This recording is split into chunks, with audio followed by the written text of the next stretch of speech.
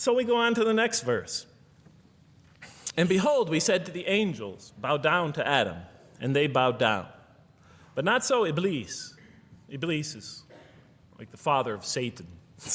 Satan's, satanic beings, forces, creatures, existences.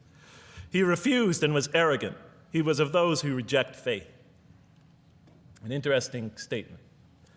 And behold, we said to the angels, bow down to Adam, and they bowed down. Bowing down could symbolize two things. Bowing down could symbolize the superiority or potential superiority of one being over another, and so they bowed down to them. Bowing down could also mean that they serve that creature in some respect. Of course, the Quran says that all beings serve God, all created beings serve God. But this verse seems to be indicating, and the rest of the Quran will make it clear, that these angelic beings, these angelic entities, will serve the development of mankind. We'll even see later that the satanic beings serve the development of mankind. Both forces, angelic and satanic, will serve the development of mankind. Because one will present man with a choice to do the most altruistic things.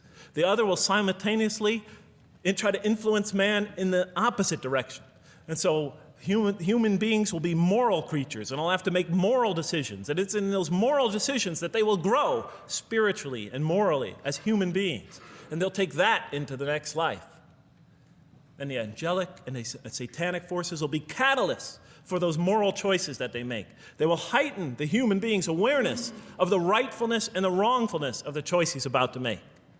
And the self, the soul, the nafs, as they say in Arabic, will have to make the ultimate choice between good and evil.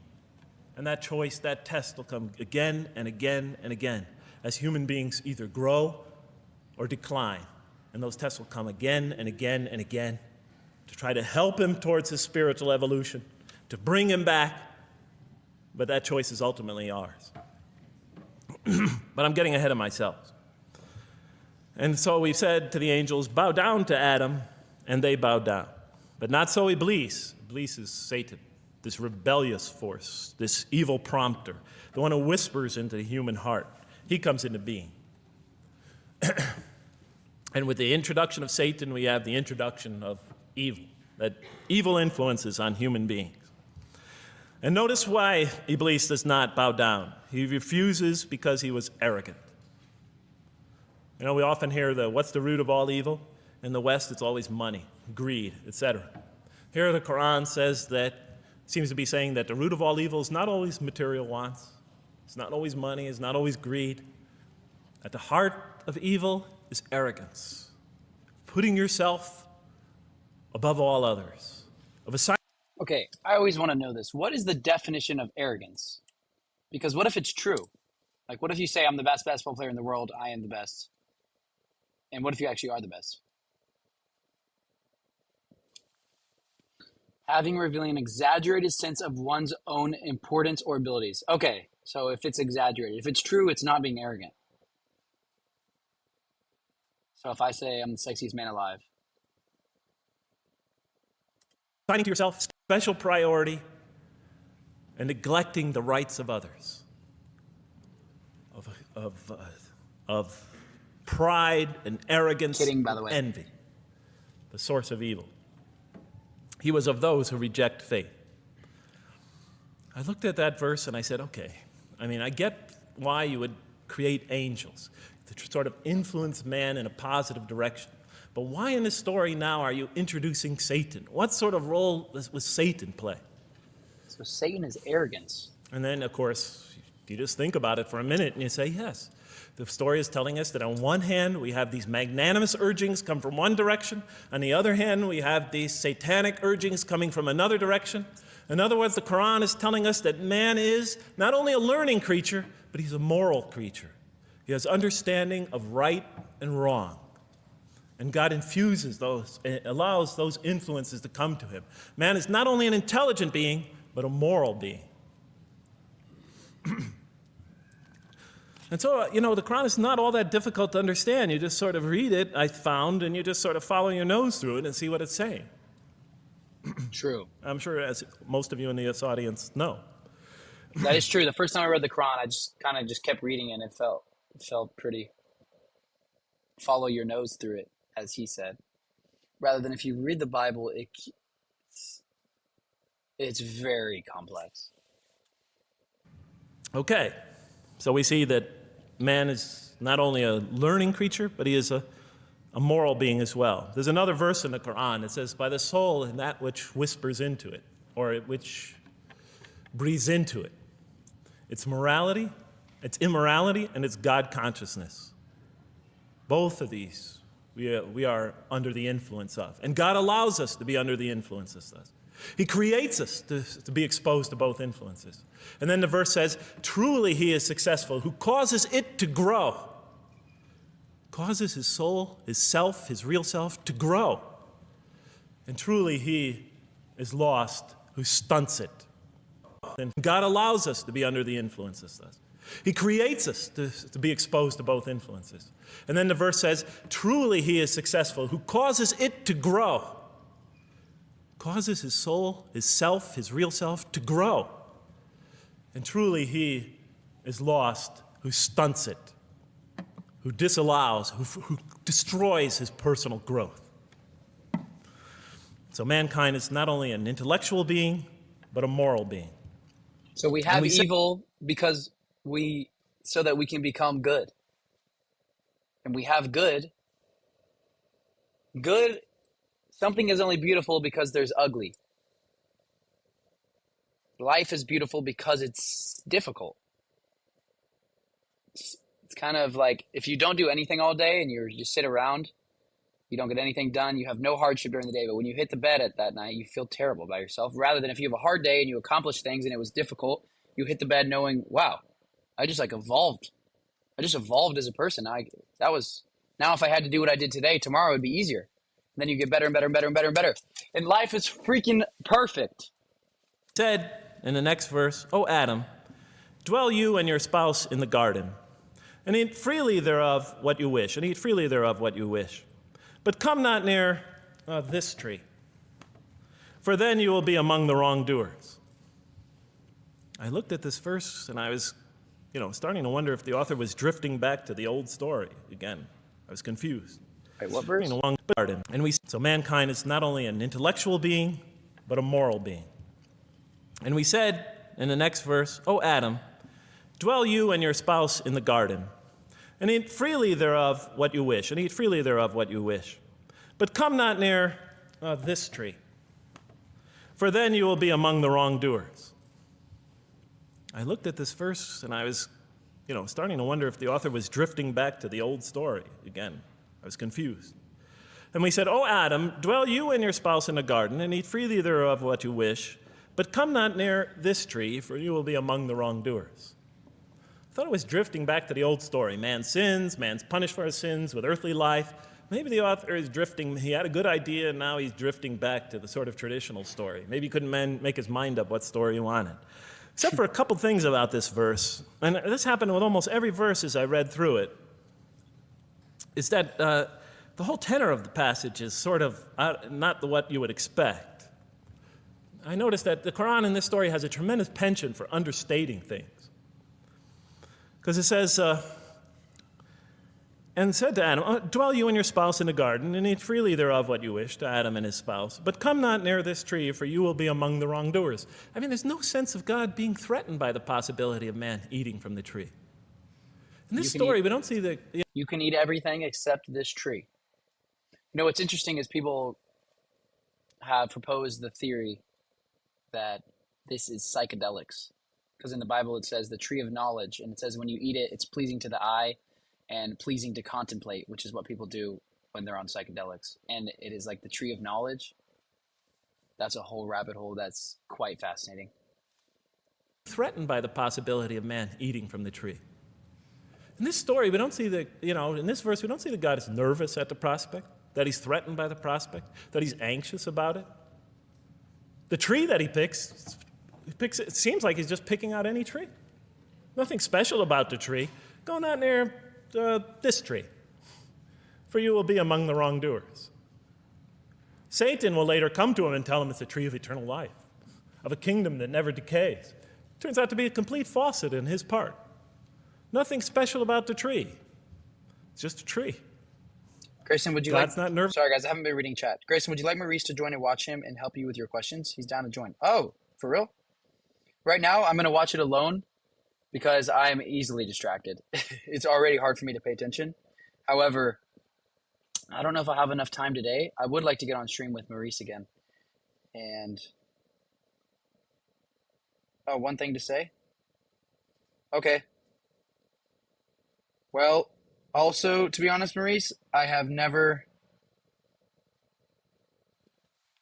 only joined other people's streams, so I think it's going to probably take me like 10 minutes to figure out how to do the StreamYard link. Let's hop on a stream later this week, Maurice, especially after I receive your new Quran that hopefully has arrived by tomorrow when I go back to Houston. But I would love to discuss with you more. Nervous at the prospect at all. You know, in the tradition that I came from, God is threatened by the prospect.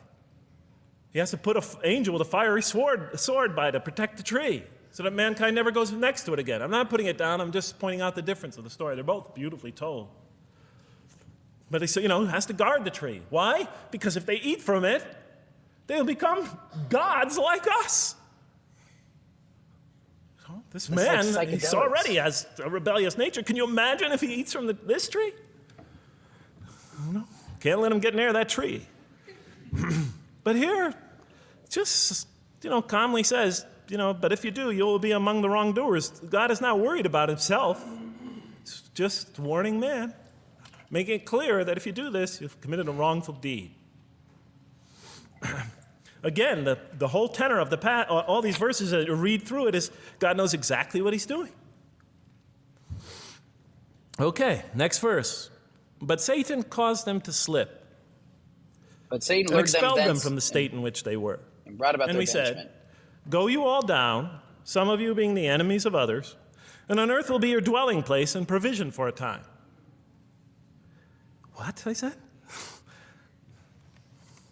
I was expecting now the rage, the anger, the violence, the jealousy. That's what I was expecting. Okay, they eat from the tree. Where's the rage, the violence? I'm going to punish you now. You're going to sweat on earth. And you're going to suffer, and you're going to stub your toe, and you're going to work, and you're going to labor. And you're going to die there for what you did. And where's the woman?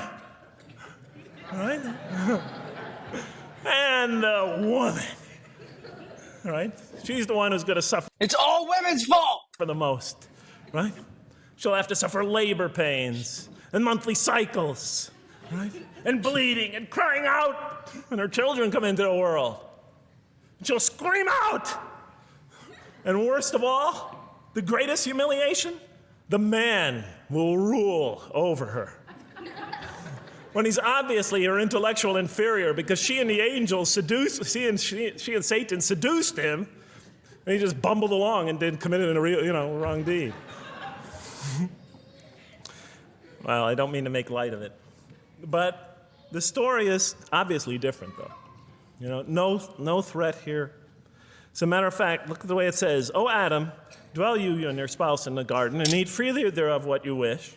But come not near this tree, for you will be among the wrongdoers. Then they make the mistake. But Satan caused them to slip and expelled them from the state in which they were. And we said, go all you down, some of you being enemies of others, will be adversaries of others. Some of you will be adversaries of each other, and on earth will be your dwelling place and provision for a time. This is not a deity losing it. If you look at it, on earth will be your dwelling place and provision for a time. That's not the words of a God that has lost, that is really extremely upset. On earth will be your dwelling place and provision for a time. When I walked into the hotel today, and they said, and it's this nice one up here, I don't know the name, I can't remember the name of it, but it has a continental breakfast. And they said, your room will be room 111, and there's a continental breakfast in the morning. I didn't say, I didn't think they were mad at me. Because they said, you're going to sleep here, and this is going to be your provision in the morning. Oh, thank you. But notice something else about this verse. When you read these verses for the first time, I don't know, maybe I'm nuts. And many people think I am. But when you read these verses for the first time, I mean, this is just so much that catches your attention. But Satan caused them to slip. I remember, I couldn't get that verse out of those words out of my head. Satan caused them to slip. To slip? The greatest sin in the history of the human race, and it's called a slip?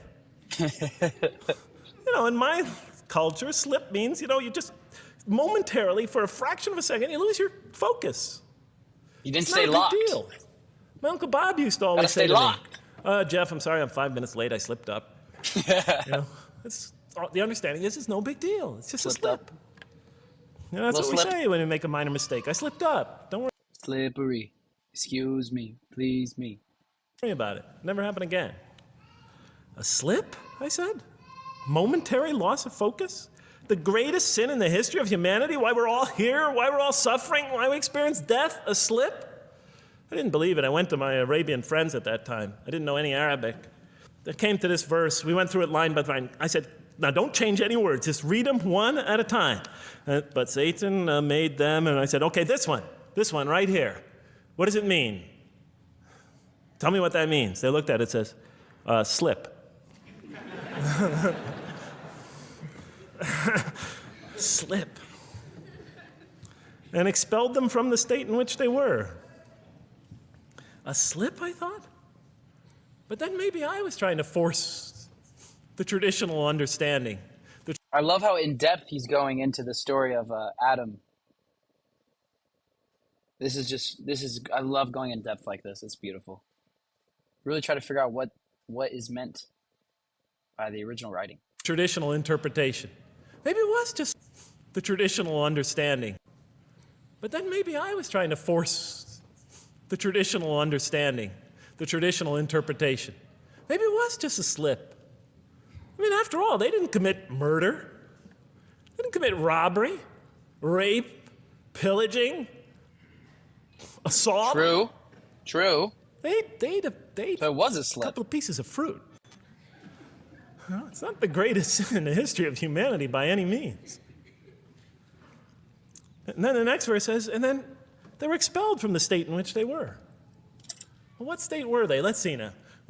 Let's go back from where we started. First, mankind is being taught. We see he's an intellectual being. Then we show he's a moral being. Moral being means he's a being that's going to have to make choices. And then God gives him this choice. It's not a huge deal. It's not the gravest sin in the history of humanity by any means. It's minor by any standards. They make it, though. We see that God originally intended to put man on earth as his vicegerent. We see a period of preparation where he's being prepared intellectually, where he's growing as a moral creature. When does God finally put him on earth? What signals that he's ready to begin? He makes his first independent choice.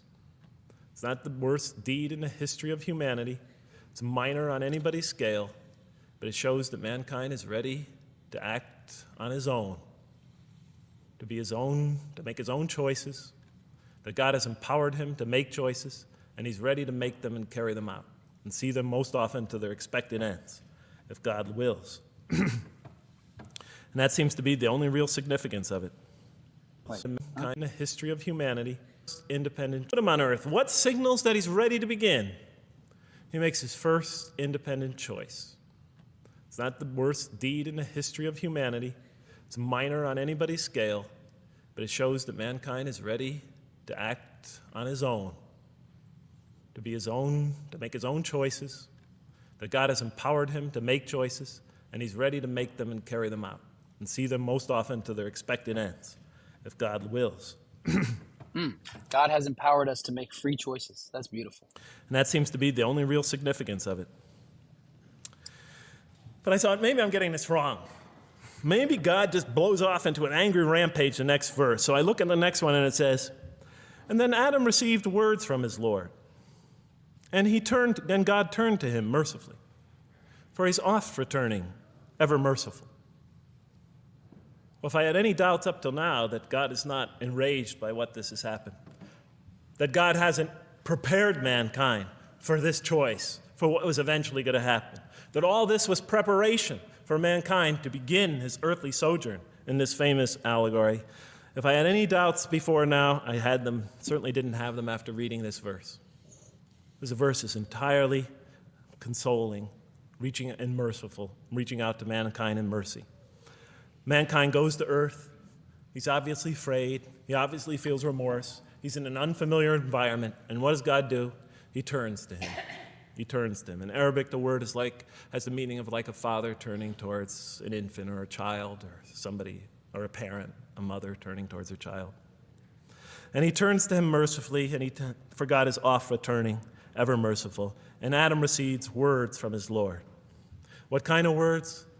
Probably words of consolation, words of hope, words tell him not to be scared. And in the next verse, we see those are exactly the type of words that Adam receives. He says, "Go down, Adam and his spouse. Go down from this state, all of you together." Repeating that again, just so that we know that this is not a punishment here. "Go down from this state, all of you together, and truly there will come to you guidance from me. And whoever follows my guidance has nothing to fear, nor shall they grieve." It is an emotional picture.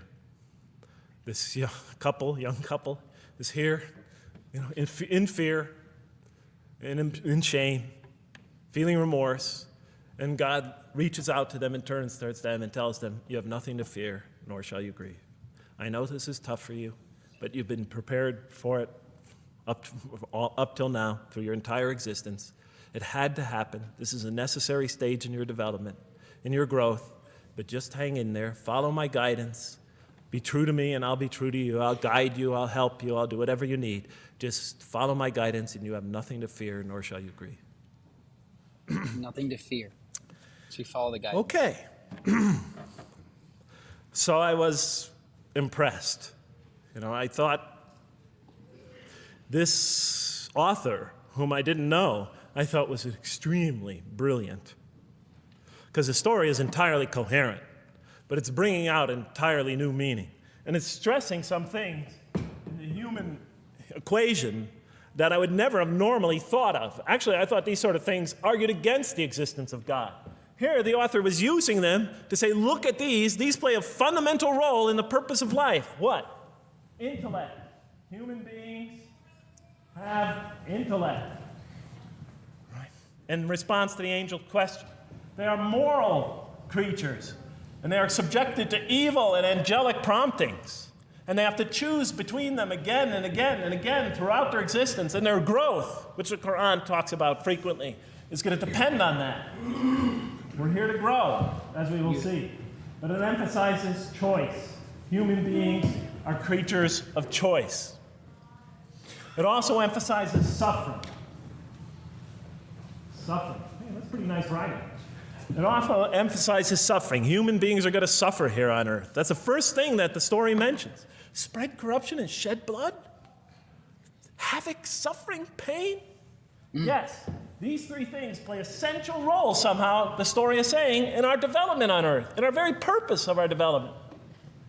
Wait, I want to read this again, guys, but not the translation that I have. I don't have Maurice's Quran yet. So let's read through this real quick.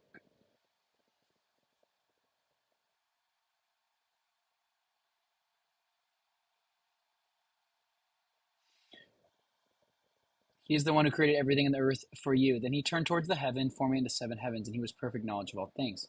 Remember, when your Lord said to the angels, I am going to place a successive human authority on earth, they asked Allah, will you place in it someone who will spread corruption there and shed blood while we glorify your praise and proclaim your holiness? Allah responded, I know what you do not know. What about all the evil? He said, I know what you do not know. He taught Adam the names of the things, and he presented them to the angels and said, tell me the names of these if what you say is true. They replied, glory be to you, we have no knowledge except what you have taught us. You are truly the all-knowing, all-wise. Allah said, O Adam, inform them of their names. Then when Adam did, Allah said, did I not tell you that I know the secrets of the heavens and the earth, and I know what you reveal and what you conceal?